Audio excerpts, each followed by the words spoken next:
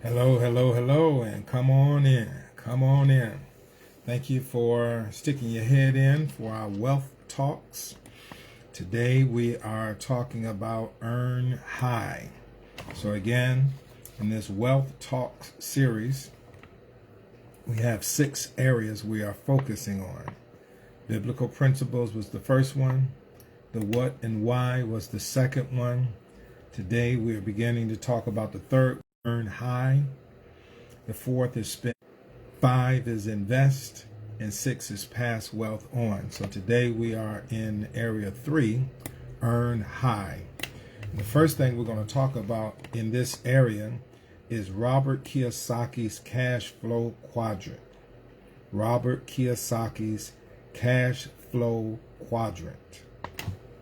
If you've never heard of Robert Kiyosaki and cash flow quadrant, you do yourself a favor to Google it. Robert Kiyosaki cash flow quadrant. Just Google that and you're going to come up with a wealth of information. Robert Kiyosaki provides a great visual aid for helping us understand how employment and self-employment would not make us as wealthy as business owners and investing. Right? So picture a cross on a blank sheet of paper. So if you got a blank sheet of paper, just make a cross in about the middle of the page. If you don't have a blank piece of paper or don't feel like drawing, just use your imagination.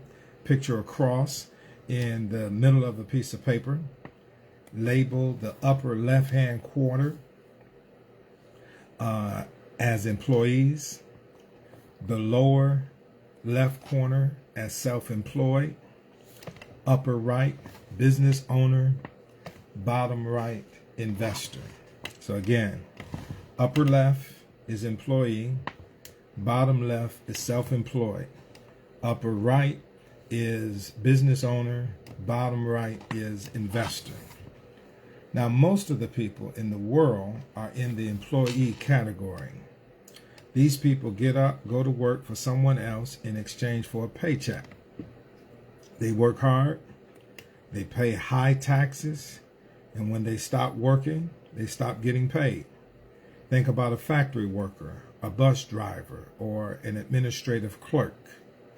These are hard-working, intelligent, good people, but they are exchanging their time for money. And when they are not able to give their time, give their labor, their money dries up. That's an employee. Then you have those in the self-employed quadrant.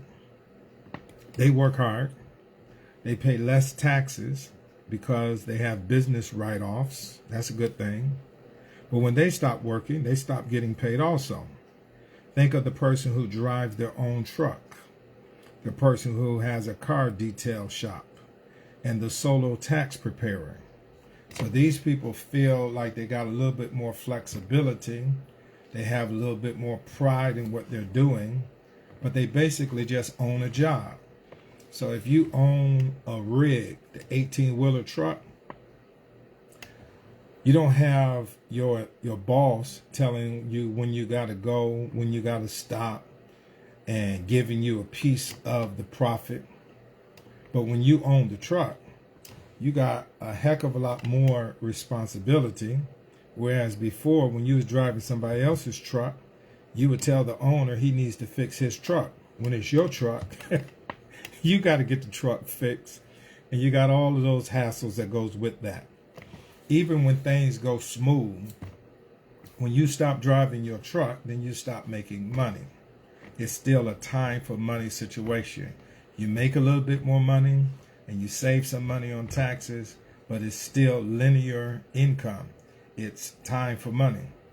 The person who details cars, my son-in-law details cars, and he makes good money when he details cars. But when he stopped detailing cars, he stopped making money. A solo tax preparer is tax preparation season. As long as that tax preparer prepares the taxes, they get paid. When they stop preparing taxes, they stop getting paid. This is self-employment. You're working for yourself, so you say you're actually working for your customers. The third quadrant, upper right, business ownership. These people are not known for working hard. The owner of the business tends not to work as hard as the people who are employed in the business. The business pays less taxes because you can write off all of the expenses of doing business. The owner makes money off of the systematic use of other people's labor. When the owner goes on vacation, the workers keep working and the owners keep getting paid. All right? So the owner of the business, not the manager of the business. The manager of the business is an employee. I'm talking about the owner of the business. This is the person who makes money off of the labor of the people who work in his business. Okay? So think about a celebrity who owns a restaurant that he hardly ever goes to. So the celebrity is not cooking the food. The celebrity is not greeting you at the door, seating you. The celebrity is not washing dishes. The celebrity simply owns the building. They own the business. So they're getting reports. They're reading statements. They're making high-level decisions, but they're not in there doing the grunt work. And they get paid when the expenses exceed, when the income exceeds the expenses, the owner makes money. This is residual income on the ownership side. Then the fourth quadrant, this is the bottom right corner, investment. Those in the investment quadrant are not known for any work. Income from investments is the least taxed type of income. So you pay through the nose when you got W-2 income. You get a much lower income tax bracket when you are getting your money through dividends or some type of return on your investment. The investor makes money from their money. Investors can go on vacation and the investment keeps on working. All right. So if you own 100 shares of Facebook, it's not like you are going to the Facebook corporate office and hiring, firing anybody, working on a computer. You just own the stock in the company.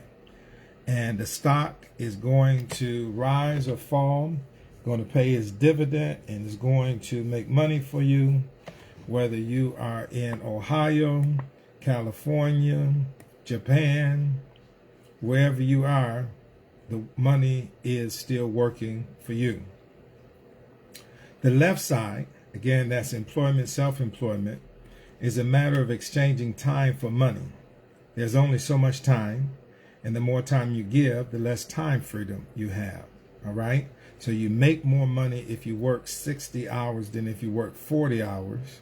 But when you work 60 hours, that's less time you have to be with family, friends, travel, do what you want to do with your life.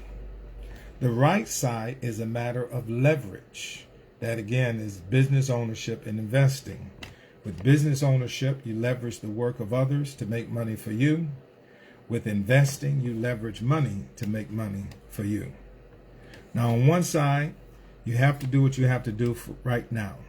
All right? So some people are just not in a position to just quit their job and move over here to owning a business and investing. You don't have any money to invest, don't have money to start a business, so you got to do what you got to do for right now.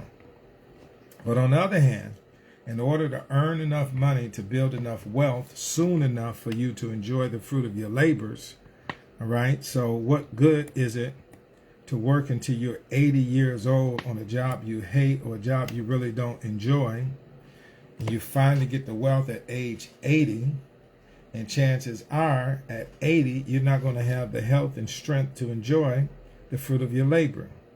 So in order to get enough wealth soon enough for you to enjoy it, you need to give some serious thought to how do you move from the left side to the right side.